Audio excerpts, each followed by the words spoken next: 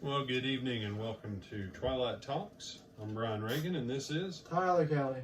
And we are in Matthew chapter 24. And Tyler, where are we located at? Lake Butler, Florida. Oh, we are located in Lake Butler, Florida, Lake Butler Church of Christ. I thought you were asking what verse we were located No. I'd asked you what verse we were starting with tonight, and that wouldn't be fair to you. Wouldn't be fair to you, lad.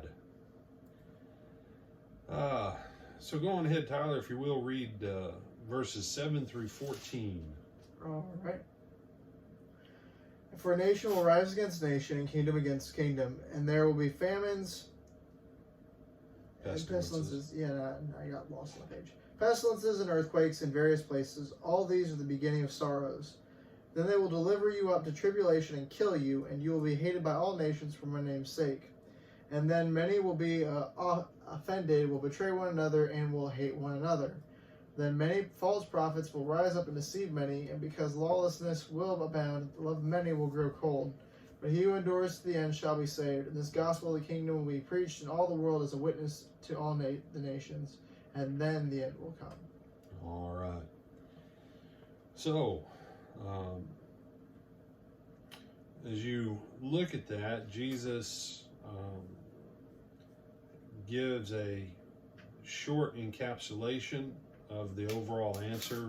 3 through 14 is kind of the summary of everything that's going to follow. And as we're looking at it, verse 8, remember, he said, these are the beginning of sorrows.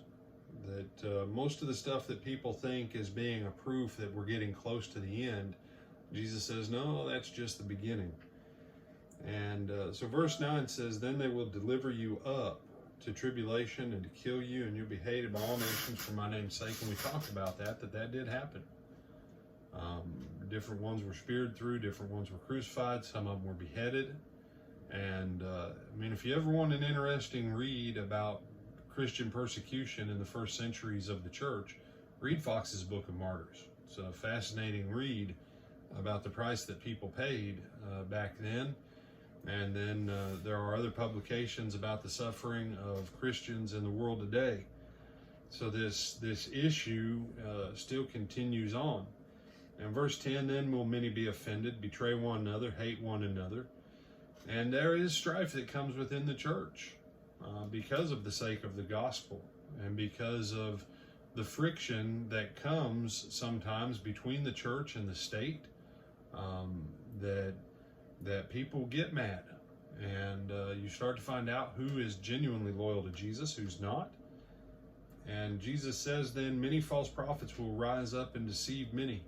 And so this is a progression as people who are sold out 100% as they die, another generation comes along that they're not necessarily willing to pay that same price. And they find ways to compromise with the state, with the government, or with the economic or other religions in order to make things a little more peaceful. That leads then to the next generation, where because that commitment hasn't been seen, because there's been compromise to try and get peace, then a new group comes up that in the name of the truth actually teaches false messages. And it is a progression, and it is extremely dangerous.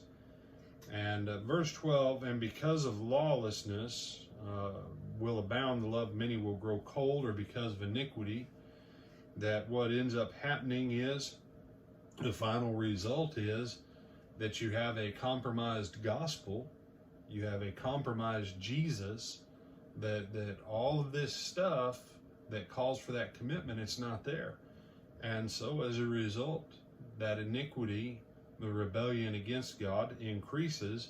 And when that increases, hearts get cold, or they shift. People, they say they love God, they say they want to serve Jesus, but let's not be too passionate about it.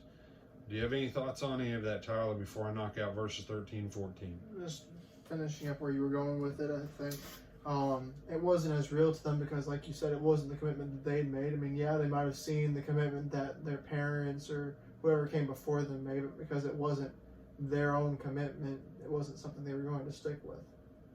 That's right. And so verse 13 says, but he who endures to the end shall be saved. And you say, brother, that sounds like a lot of what we heard to the 7 churches of Revelation. That's the point. You know, you have to endure. You have to finish the race. Simple fact is, if you call a taxi cab at mile 25 when you're running a marathon to go home, they don't give you a trophy for participation.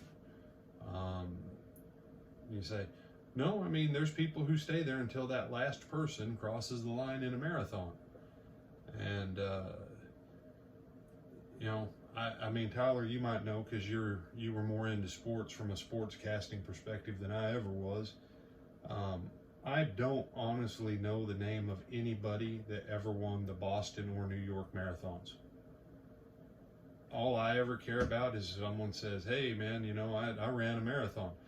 Now, it has to be a real marathon. It can't be, you know, the second county of who's it, what's its mini marathon of, you know, 6.1 miles or something. No, you know, no, a marathon is 26.2 miles. All right, 13.1 doesn't cut it. And I've heard of mini marathons. Someone's like, yeah, I ran a marathon. And you're like, you ran 26.2 miles? That's awesome. Oh, no, it was a mini marathon. Okay, quit going around telling people you ran a marathon, because you didn't, all right? And you said, no, that's the point. You have to finish this Jesus thing. You have to finish it out. He endures to the end shall be saved. The converse of that is, he who does not endure shall not be saved. And so Jesus then closes out and says, the gospel of his kingdom will be preached in all the world as a witness to all the nations, and then the end will come. When every nation hears the gospel, then the end can come. And we can look at that a little bit later. The Apostle Paul said that the whole world had heard the gospel when he wrote to the church of Colossae. Bible scholars have argued whether or not Paul meant just the Roman world or whether he meant the whole world. I've always been a fan of the camp that says, no, he meant the whole world because Paul didn't have the choice of what he wrote to Colossae. You know, they knew about Africa. It couldn't have just been the Roman world. They knew about India and China and England. You say, well, they didn't know about the Americas. Technically, archaeological evidence suggests otherwise. Egyptian and Roman artifacts in the desert southwest suggest that, you know, the Egyptians and the Romans at least were over here before the Vikings or Columbus. But this is what the synopsis is. This is the short version of here's how all this stuff comes together. And the key is you have to finish the race. You have any other thoughts, my brother? No, sir. All right. So as you go to bed tonight, I just want to encourage you. Maybe if you've been one of those that's grown cold, maybe you've been kind of in that lukewarm zone. Come back out of it. Come back out of it. Endure to the end. Be saved. Brian Reagan, this is Tyler Kelly. And we bid you good night.